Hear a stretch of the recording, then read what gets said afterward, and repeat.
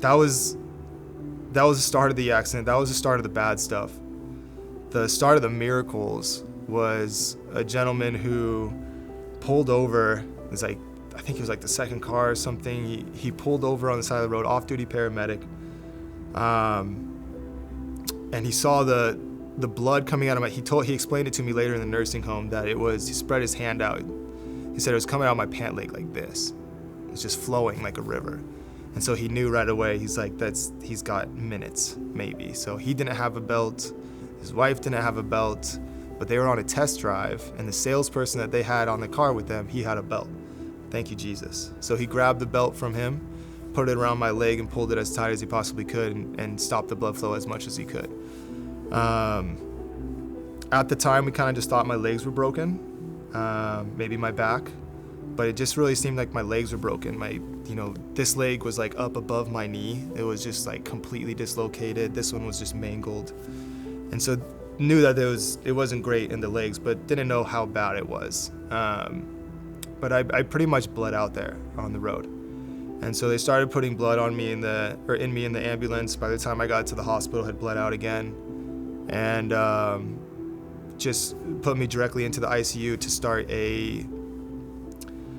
sometimes I get these times wrong. I apologize if I do get this wrong, but I think it was like a 12-hour surgery to put 14 and a half units of blood in me. And they said there's no way he's gonna survive. If his blood pressure drops even an ounce, he's dead. And I survived. And after that, it was like, all right, well, what's next? Like, what's wrong with him? And so that's when the real work happened. They found out I had shattered my spine pretty severely. A complete vertebrae was shattered. I had a broken neck in multiple places. Collarbone was shattered. My right arm was paralyzed pretty much from like the forearm down. I had broken bones all throughout my chest and stuff like that. 2 collapsed lungs, so I was on chest tubes to help me breathe. I was in a coma at the time. My legs were just mangled, broken bones. They had to put X-fixes on both legs, which means that I still have the scars, but they just put big bolts all the way through, 2 on the top, 2 at the bottom, straight into your bones. And then they put just this metal bar that connects to keep your legs straight so that they heal. I had that on both sides. It really was just, it was kind of like exploratory, figuring out how bad it really was, and no one really knew how bad it really was until a couple nights into it, and realized it was going to be a fight, and that's really where it all started. I guess my first memory would be waking up and they asked me if I wanted to cut my leg off or not, and that was tough. I didn't know why I was in the hospital. They just told me that my leg was bad and I could either cut it off now at the knee or wait, and we would potentially have to cut it off higher up. And so I don't know, for some reason I felt this peace from the Lord that I felt like I had the decision on my mind to make, and I told them, if it's risking my life, then take it. And so they did. And then I went back into a medical coma for a short period of time, and like less than a week, I think. And then I remember waking up. What else you got? And the first couple weeks after waking up, I will say like most of that memories are pushed away because it was hard. It was pain. I had so much pain in my entire body that I couldn't focus. I was passing out multiple times a day, even on the state maximum for painkillers. So it really was hard for me to try to comprehend what was going on. I just knew that I had gotten in a motorcycle accident. It was bad, but I lost a leg, but it hadn't really hit me yet. I think number 1, the pain medication. I wasn't thinking straight. Number 2, I had a traumatic brain injury, so I probably wasn't thinking straight. I lost blood out of my brain for a long time. I had a brain bleed on the left side of my head. So I think it was just a little bit of a combination of the support that I had with the people there that weren't letting me really like be in my feelings too much. Number 2, I kind of just like, I'm a happy dude, and so like I wasn't trying to be sad no matter what was going on. I just wanted to enjoy the time with the people around me. So it was like, I'm gonna take this a day at a time and figure out what's going on. But throughout all of it, I just wanted just want to like enjoy what's going on, I guess is the best way to explain it. So I don't really know how I took the accident at the beginning, because it took a long time for me to really understand and accept that something had happened to me. Just everything that happened was more of just like, I couldn't accept that, all of this stuff had actually happened to me. I couldn't accept that I'm not going to be able to walk again. I couldn't accept that I'm not going to be able to transfer from a bed to a wheelchair by myself for the rest of my life. Like, that's crazy. What do you mean? I could do a backflip at 6'3", standing on the flat ground. Like, I can do whatever I want. You can't tell me that. And so it really became more of like a competition in my head of what I can do, not what I can't do. Well, without my support system, I wouldn't be here today. I 100% believe that. I chose to live because the people around me wanted me to live. And so, not only was my family there almost every single day, my girlfriend showed up after going to school and work every single day, would drive an hour and a half up and sleep on a chair next to me for like 6 months, every single day after that accident. So having someone there every night I was asleep, that made a big difference, not being alone. When you're alone, the demons really come out, and demons are real. Don't let anyone tell you they're not, because they are the realest thing in the world, and they get a hold of you really fast. And when you don't have that support system, for the people out there that don't have it, I don't know how you make it to where you are. So my support system was everything. The first like 4 nights, there was 60 people they had to, like, the first night alone, all throughout the entire night, they had to literally move my entire support group of all of my friends and family, mostly friends, all to their own separate like wing of the hospital, because there are so many people. And one of my favorite videos in the world is one of the nights when they walk around with the camera and everyone just says something nice to me, because they're just waiting there, man. That one gets me. I did not deserve it, but just everyone, yeah, man, just the support. It's hard knowing who I was and who I now am. And so that's why I'll never stop pushing to get back to that, because it's just, I find like you really struggle with your mentality when you don't have something to fight for, right? When you don't have something to push for, to like really give your all for something. That's why first it was racing for me. I had to find something that I could go do and compete with other people in. And I didn't know what it was, because it wasn't sports anymore.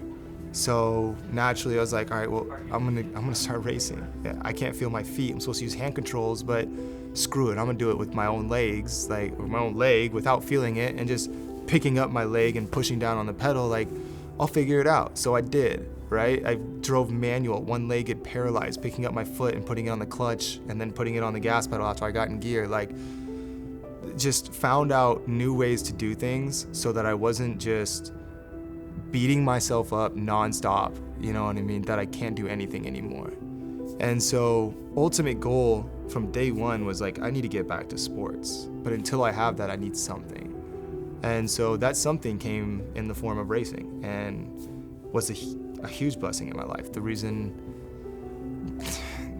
I didn't, really go through some even darker times through the first few years, because when I moved after I left, it was a year after the accident, I finally got out of the hospital. I was staying with my parents, and I was miserable. I'm in this house that I grew up in, that I have all these memories of being this super active kid and jumping down the flight of stairs and getting yelled at by my parents that I can't even go down now, Just like the little things, it was just torture. So I moved out and I got my own place. Thought it was the best thing for me. Worst thing for me. I couldn't get in my car and go somewhere. Someone had to come over and like bring me stuff. Like, every time I showered, I was crying from pain. Every time I got in bed, I was crying from pain. Every time I got out of bed, I was crying from pain. I wasn't sleeping. Just all day and night, nonstop, when I was by myself. If my girlfriend didn't come over, or a friend didn't come over, I just hated my life. And it was a really tough time. And just being alone and remembering that right now is tough. It was the only really time that like I just didn't want to be here.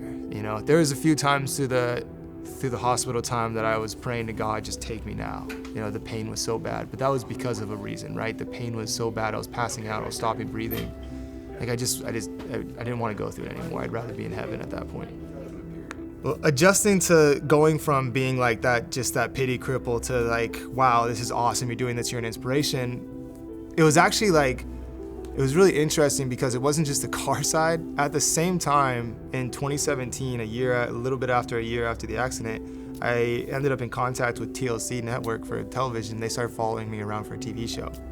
And my episode ended up breaking the views for any new show from TLC history on television. We had like over 2 million viewers watching me live when I got married. And so at the same time as I'm getting this from the racetrack, I'm also getting it from like Facebook from all over the world, Instagram from all over the world. And like when I was in the hospital, I didn't even want people to take pictures. Like for the majority of the beginning, we don't have anything because I refused to let people take pictures or videos of me. And the only reason I ended up doing it was because I got inspired by someone called Rob Parsons, Chair Slayer, because he posted videos drifting, paralyzed, and I was like, I can do that. I'm gonna get in a car. And so I realized that, all right, you can take pictures and videos, because if I can help one other person with my mentality, and you know, everyone always told me like there was something special or weird about me because of my attitude. Like, because I've had this smile on my face literally since the day I woke up from that coma, and it's never left, and even through the hard times. And I give all of that to God. But through all of that, I just want to help one person, right? Like that's kind of what you're thinking, I guess, when you go through something like that. You're just kind of like small scale in your head, like if I could just help one other person like myself, that'd be awesome. And it turned into like millions of people watching me, and then like hundreds and thousands of people hitting me up and like telling me these stories and calling me an inspiration. And honestly, it was actually hard, because I didn't view myself to this day I struggle with it. You know, I still don't view myself too much as an inspiration, because I feel like there's so much more that I need to be doing, and there's so much more that I can be doing. And like I've let myself down every single day since the accident in my head, right? I just feel like I need to be doing more, and I should be doing more. So sometimes it's actually kind of like, it's hard to have those people say those things to you, you know, because it gives you that break of like, okay, I'm doing what I should be doing. Like, I'm good, right? You lose a little bit of that work ethic. So, you know, at the beginning, it was almost detrimental to an extent, but I never stopped working, but I could never be happy or content with myself, because all of these people were hitting me up telling me these things, but I didn't feel like I was that person. I needed certain things at certain times from the accident, but now it's like, now I've found what I'm here for, right? I'm here to share my story and other people's stories. And I'm here to go out and do something that can inspire others to go out and do something too.